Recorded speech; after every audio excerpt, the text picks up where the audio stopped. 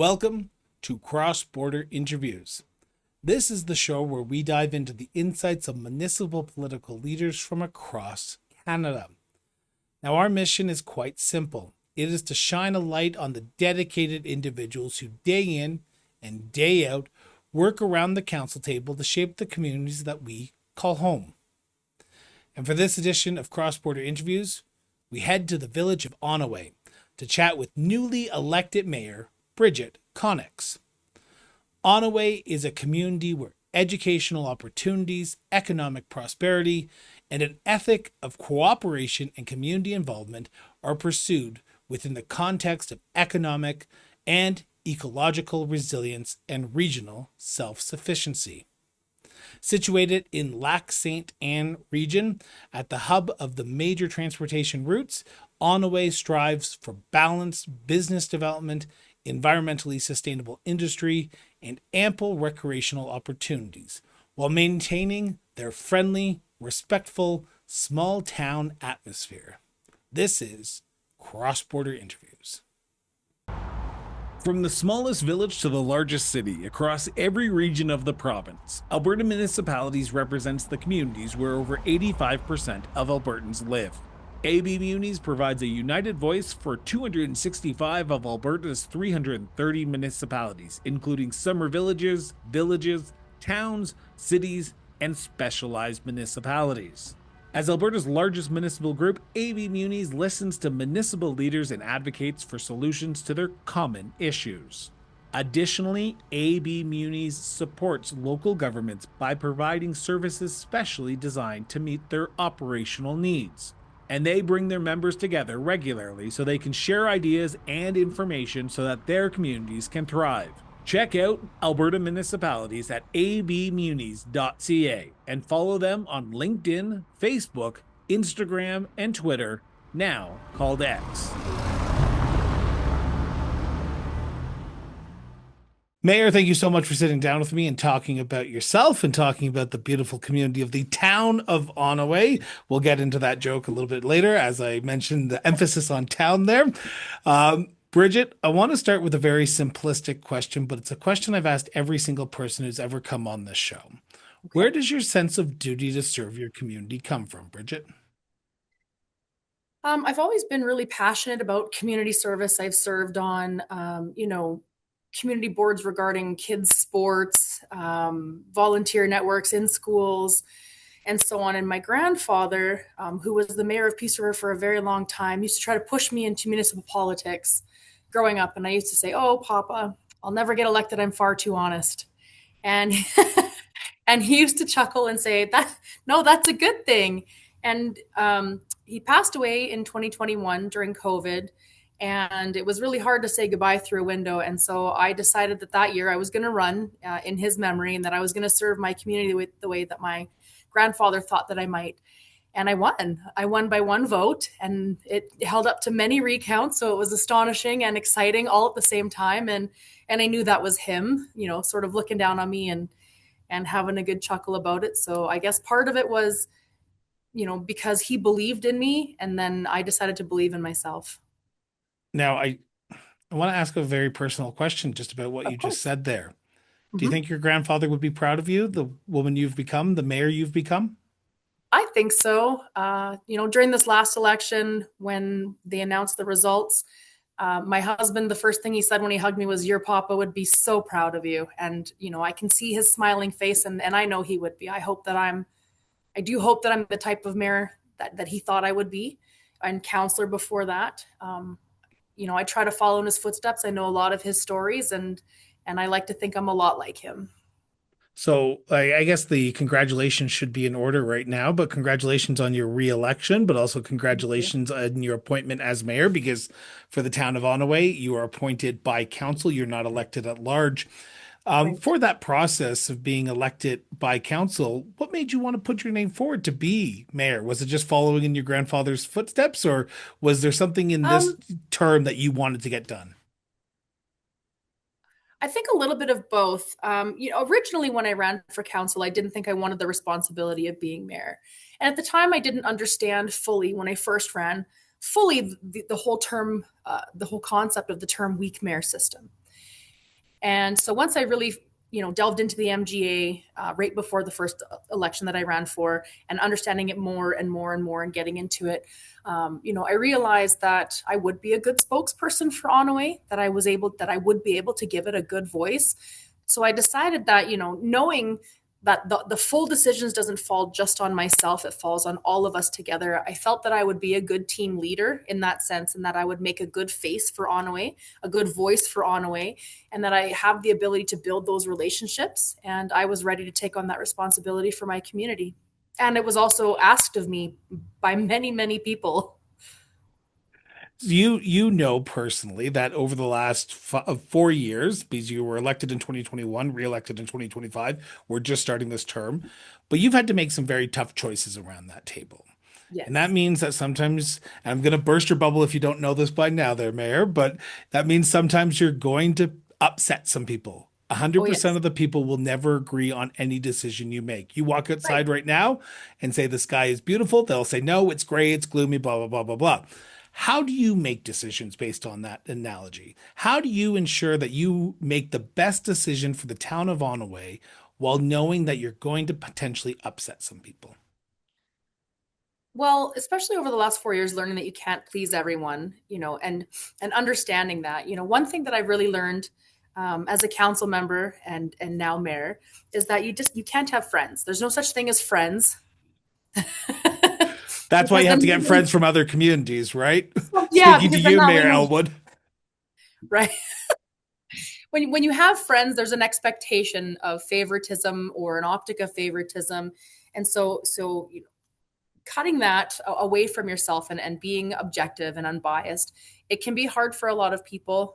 I've not found it that difficult to be a little bit more detached, to sit and look at it from the outside. And I think that not being born and raised here has helped with that also, that I have an outside perspective. I see things a little bit differently than everybody who's been here all the time, their whole lives, and they've done things a certain way forever. And I see certain things that may not work, and there could be resistance, but I feel that the results will change opinion more than the change itself. And Speaking of, so, go ahead, apologize. sorry. So I feel like you look at the overarching decision, and you sort of try to best guess what the overall result is going to be, and you try to affect the most amount of individual residents in a positive way as you can, and understand that there's going to always be people that are unhappy. On that note, because every municipal leader I speak to, whether it be mayor, councillor, reeve, director in BC, I often hear the sense that while we all have that internal compass of what we believe is right and wrong in society and what is right and wrong for a community, as elected officials, that moral compass has to sort of be pushed aside when you walk into that council meeting because your decision does not get made up until you raise your hand and say, yes, I vote in favor, yes, I vote against it. How important is it for yourself when making those tough decisions to be open until the very last minute when you're sitting around that council table to say, oh, I didn't understand that perspective that the counselor just mentioned, or I didn't understand that public hearings perspective from that resident I didn't wasn't able to speak to. So is it easy to keep your mind open even though you have that internal moral compass that we all have in our society, which we all should have, I should say. We should. Is it easy? Not all the time, and that's what makes us human. It's the ability to check the ego at the door. I like to think that I'm able to put my ego aside, and I try to remain as open as possible. I love learning new things. And so for me, I don't try to come in with my mind made up. I'll come in with my own facts and my own opinions. So the best thing that we can do is check our egos at the door when we come into council. And I try to come in with my own opinions and my own, set of facts, perhaps. But you know, we need to be able to listen to everybody at the table openly and understand that it's okay to disagree with ideas, with opinions, and that it's not a personal attack. And I think that I do fairly well at that. And I like to learn new things, and so I'm always open to having my mind changed, and I'm not opposed to being wrong. It's if that's what's the best thing for our community, then I'm willing to let go of my own, personal everything in an effort to do what's best for everybody. The role of the municipal government is very cut and dry. There are things that you are supposed to do services. We heard this verbatim from Minister of Municipal Affairs Dan Williams at the We most did. recent Alberta Municipalities Convention, which I know you were there because we got to meet in person. We did. When you look at what you deal with on a day-to-day basis in the town of Onoway, do you often get a sense that residents understand the jurisdictional role that the municipality can deal with? Or are you hearing about healthcare? Are you hearing about education? Are you hearing about things that are not traditionally, quote unquote, in the jurisdictional purview because you are the closest to them? You go to their grocery stores, you go fill up your tank in the same places that they do. Their MLA, their MP may not always be 24/7 in their community, but you, as mayor and councillor, are there 24/7. So, how often are you hearing about provincial jurisdictional issues or federal jurisdictional issues? And the follow up question to that is, what do you do when you get those questions? Because you can't solve education. And if you can we have a further longer conversation, Mayor? Well, I'll tell you that when I first started in 2021, it was a lot, like a lot of people coming and being upset about things, and I spent a lot of the last 4 years educating. And not talking down, just educating. Well, were you aware that, and did you understand that, and did you know that it wasn't actually the town that made this decision, and we don't have a choice in this. And a lot of people, that we had the Onoway Taxpayers Association. They weren't a formal association, but a group of people that got together and wanted to hear from us, or at least to be heard by us. And so I went. I went on invitation to an angry mob, and I let them yell, and I let them talk to me, and I sat, and I heard them, and I let them know that I heard them, but that there was many things I couldn't do anything about. And it alleviated so much tension to just be heard. They just wanted to be heard, and also having them understand that it wasn't our jurisdiction. A lot of people said, well, I didn't know that, I wasn't aware. And I've had a lot of comments by residents over the last year saying, I've never been so informed, on how my town works, that since you've come along. So, I try my best to sort of put out a Facebook post. I'm not very good at social media, as as my friend Mayor Elwood would definitely be honest about. I wasn't going to say anything. You brought it She's up. made I'm me just speak letting you fast. know. I didn't get social media until after I was elected. I never had it before in my life. So I'm still learning, how to sort of keep up with that type of thing. But, I try to be as open and honest with everybody as I possibly can. And I put out AB Muni's recent sort of breakdown of, did you know how our taxes go?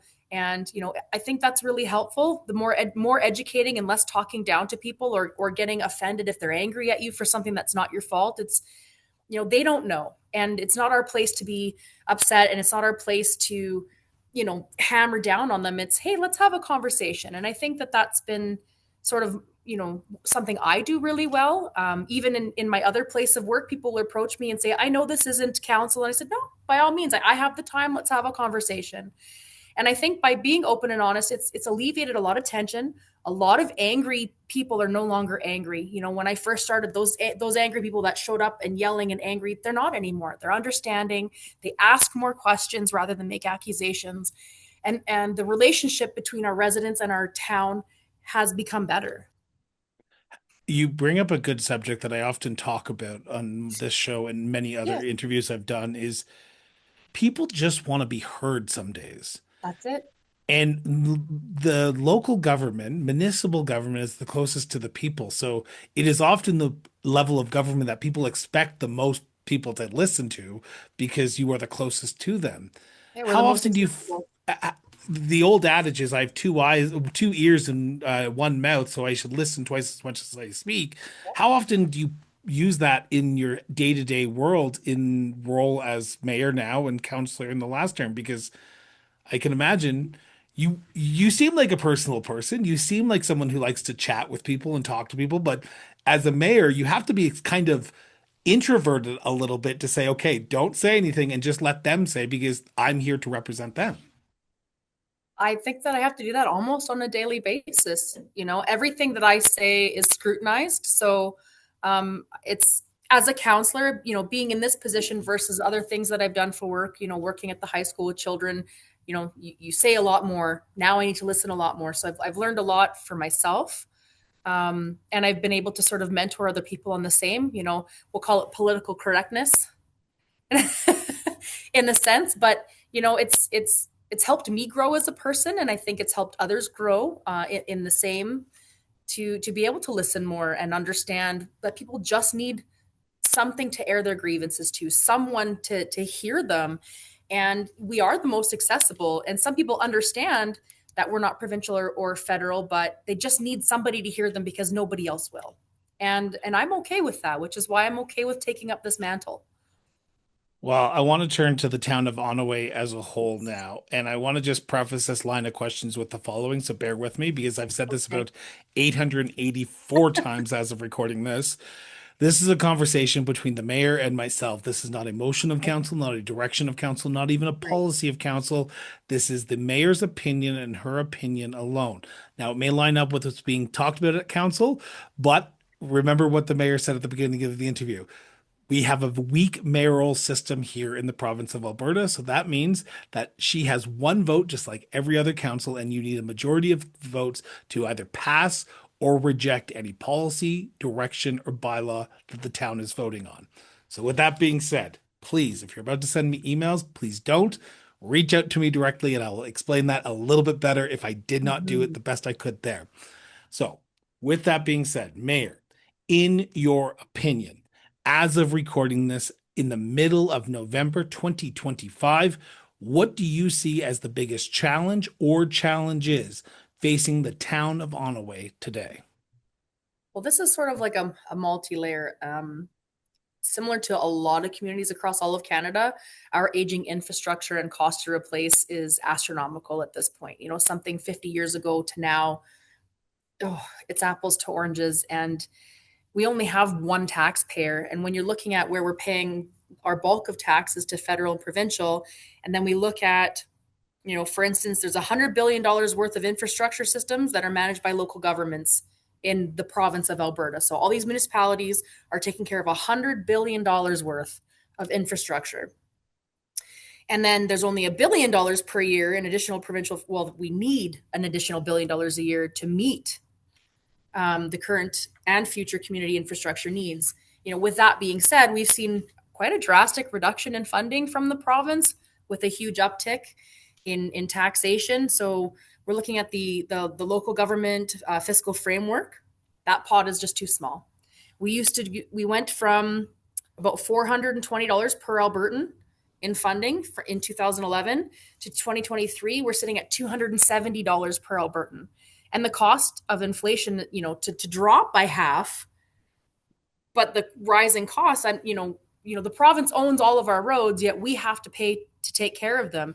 Water is necessary for life. We need somewhere for the sewage to go, but we're not getting the funding to help replace, repair, maintain. And then we have the provincial government recently saying that our property taxes are too high. Well, what are we supposed to do here? Is the question.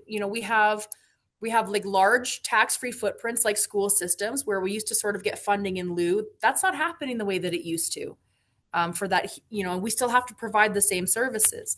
So it's, we have a federal government that's allowed to run a deficit. We have a provincial government that's allowed to run a deficit, and we have local governments that cannot. And so it's how do we find the balance? I think the biggest challenge is understanding we can't tax people into prosperity. We can't tax people to death to pay for things. And but at the same time, how do we cut services, or how, with everything that's rising? And we as local politicians, we're residents here too that are affected. We don't have tax-free salaries. I don't get an exemption on my property taxes because I'm in local government. When it goes up, boy, does mine ever too. So that would be, I think, the biggest challenge facing, and this is just my opinion. This is, that's what I think our biggest challenge is the lack of funding with the continual downloading of more responsibility on the local governments. And on the flip side of that, and this is Mm-hmm. just me saying this, so please do not send your angry emails to the mayor, but even if the town does keep its property taxes lower, and tries to do a 0% to 1% tax increase because we know Right. that things do go up.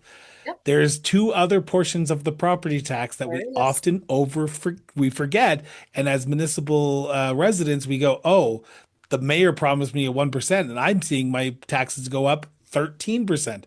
Well, there's Yeah. an education portion and there's a seniors portion of property taxes that the provincial government collects There's from also the municipal policing. and policing. You're right. So there are things that the property taxes do not account for, but as residents, we have to pay them unless you don't want education, you don't want policing, and you don't want seniors living in your community. And I can imagine there are people who want to grow old in their community. So it's a very multifaceted, and we're going to be doing a deep dive on the municipal affairs episode in the future. In I think in 2026, when Alberta Municipality rolls out their campaign around property taxes.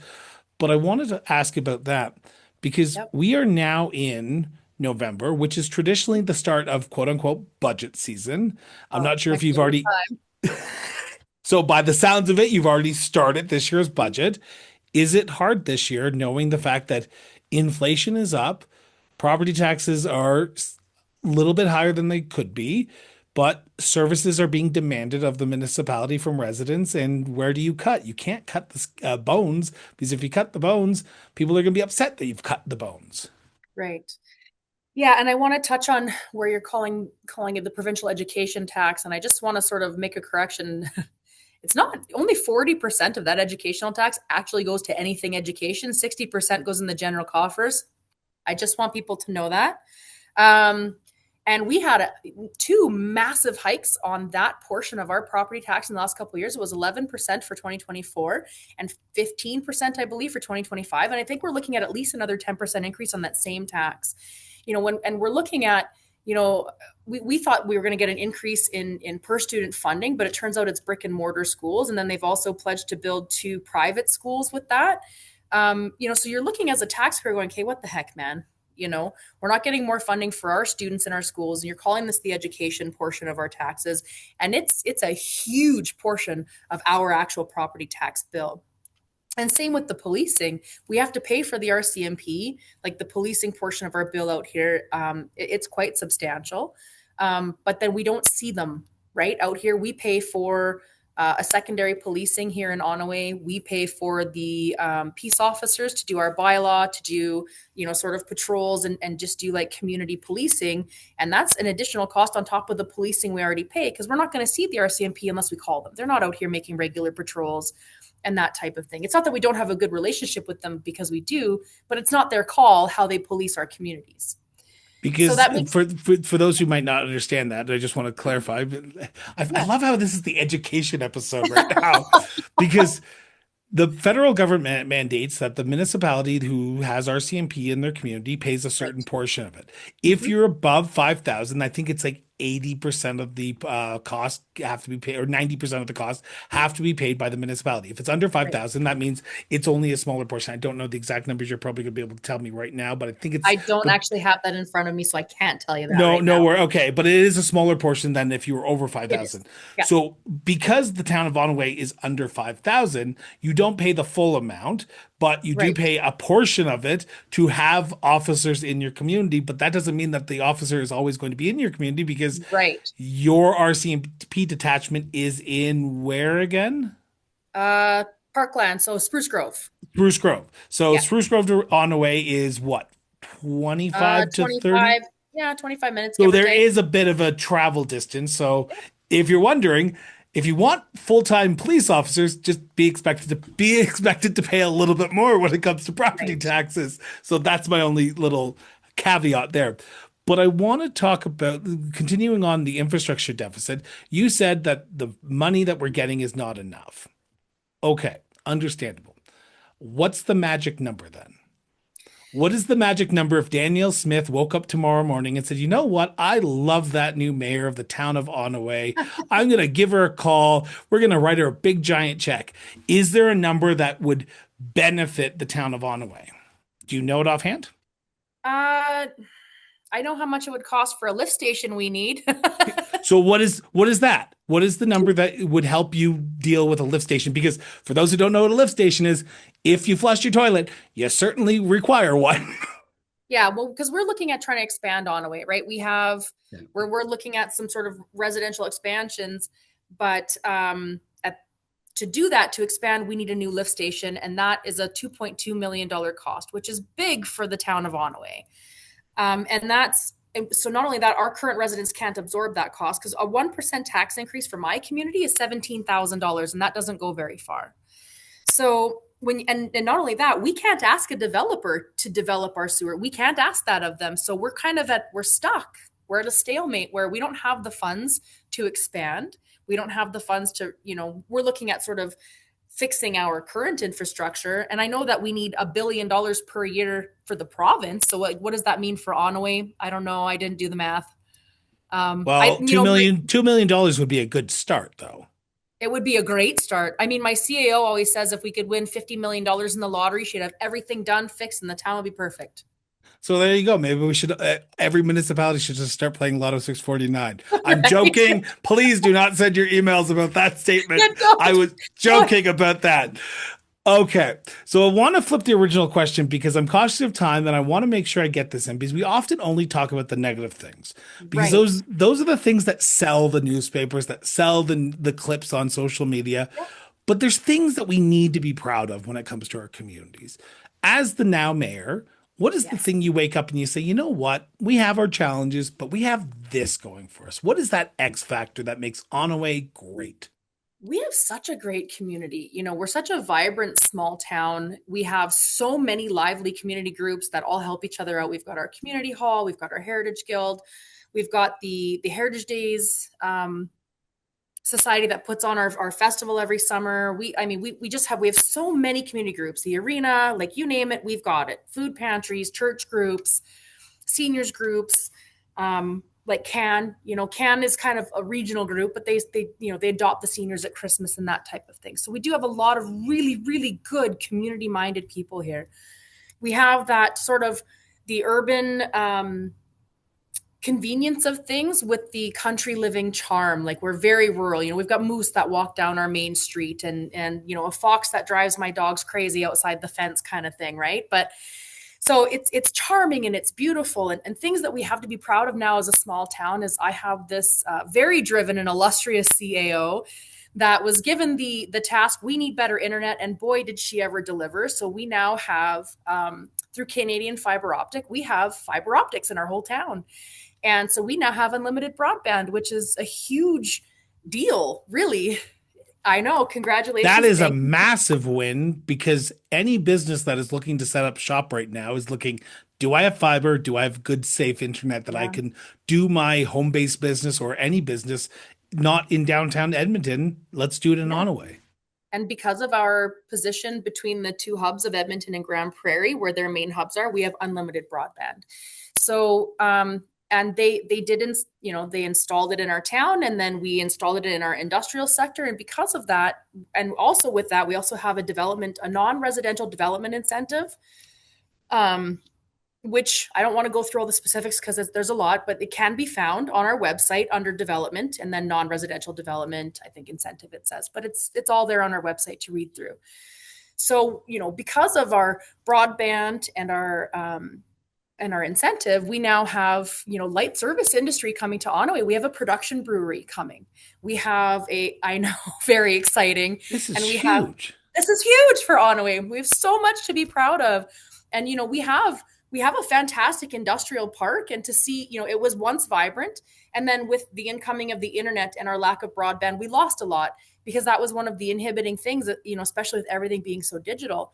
So now we have this unlimited broadband. We're definitely not as expensive as Atchison or parts of Edmonton, land wise and that kind of thing. And so with this unlimited broadband, we've just opened up our potential. And, being the hub of the highway, we're on the way to Grand Prairie, huh? See what I did there? To You are a good Edmonton. marketer of your community there, Mayor. We've got Villeneuve and their airport expansion. It opens us up to a lot, and we're showing people that we're open for business and that we're affordable. And I think that we're a good community to deal with. And again, my CAO is super awesome. She's really great at working with people Can I and can I play a helping little these. devil's advocate with you for a second? I did not prepare you for this question, but I want to ask Oh this question goodness. because Okay. there are going to be some people who listen to this and say, you know what, that's great. I'm excited for Onaway just listening Right. to you right now. But there are going to be some people in your community who say, we're doing too much. I want to keep Onaway the way it was. I want to keep Onaway the great community that I moved here 10, 15, 20 years ago. Yeah. And we're seeing the expansion, which is good, but I don't want it to grow out of proportion to what we believe a small town feeling should Yeah. be. How do you balance growth and all these great things that are coming with sustainable growth? Because growth comes at a cost. And that It means that you're going does. to have to pay for sewer, roads, all that fun stuff. Right. How do you see your role as council in ensuring that the growth that happens isn't on the backs of the people who are currently there? And that's a really good question, and to us, I guess, to assuage those worrisome feelings of people like that. I feel the same. I want to see sustainable growth in Onaway, but I want it to remain a small town. I don't want to be a bustling city. But at the same time, the growth we're seeing now is basically infill because it's been empty for so long. So we're seeing, if we see the industrial park back to its potential and booming and thriving, that alleviates the tax burden on our residents. And that makes all of these services and things that are kind of hurting us right now, to pay for, it's going to make it pinch a little less. And so if we can grow that industrial sector, they're going to carry, commercial industry carries a bigger portion of your tax burden. So, I mean, right now we're still paying for all those services in there without collecting those taxes, right? We're not getting the full potential that we could be off all of those empty lots. But once they're developed, we're collecting those taxes, and now we've alleviated the burden on our taxpayers.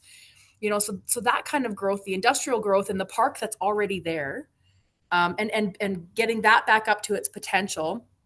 And we do, we've always had like these sort of subdivision allotments in Onaway, and there's only so far we can grow.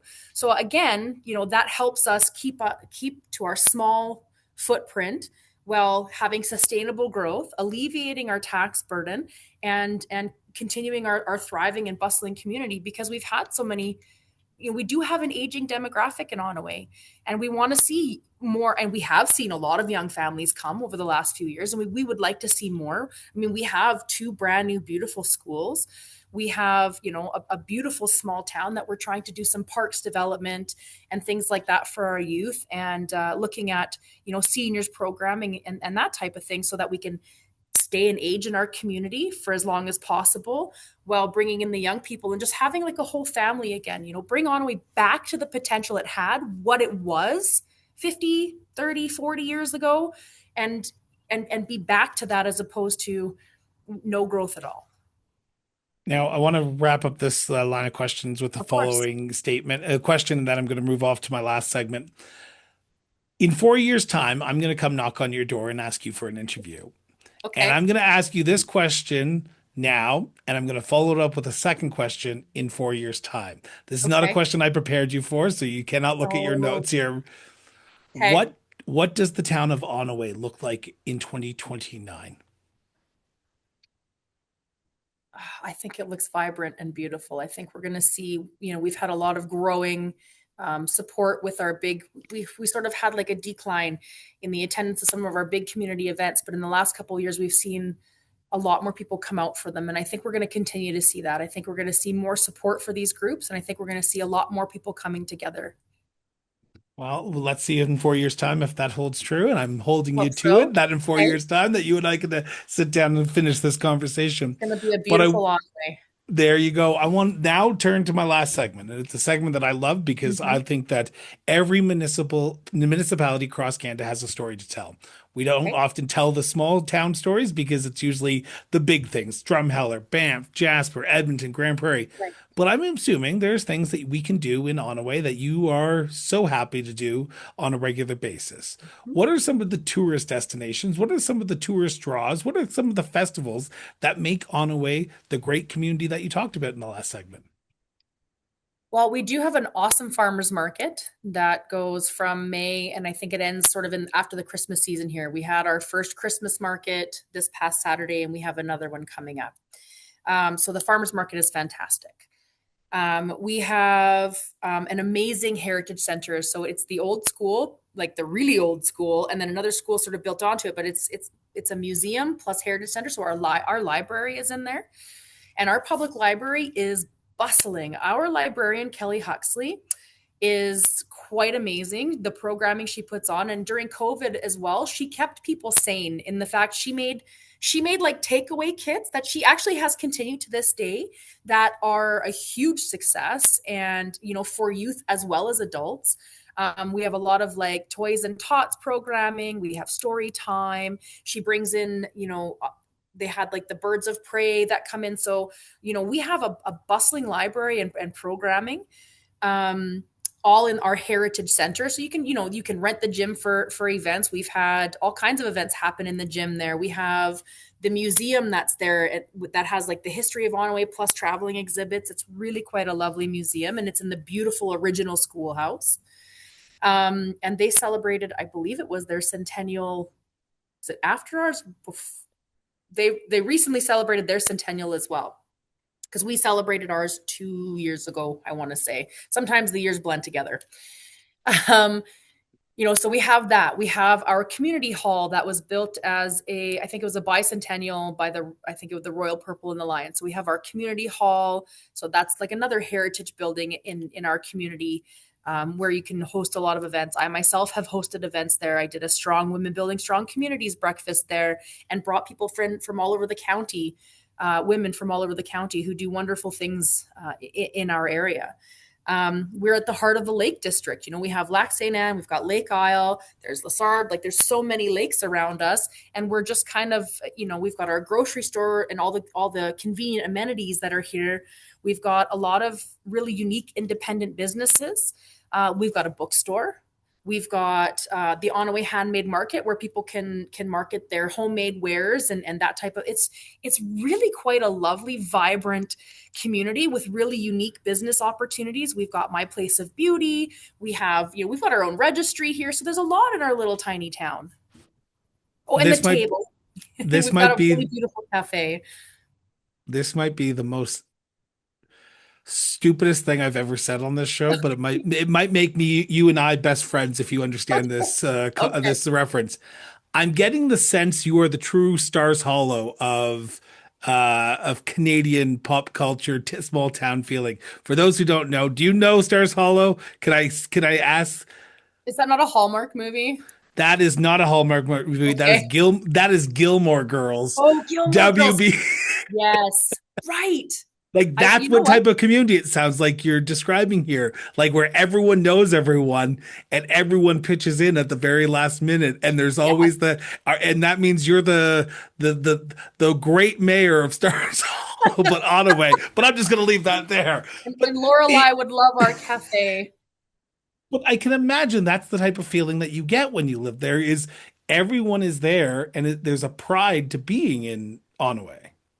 I have to tell you, Chris, when we were interviewing for a new CAO, we had one candidate come through, and she did a drive through town, and this comment has just stuck with me since then. She said, "I drove through town." She goes, "And like everything is so well kept. All the yards are well manicured. Everybody cares about their community, and it really shows in this town." And I think that's really stuck with me, and I feel that when I see it every day, and it's heartwarming to know that other people see it when they come here.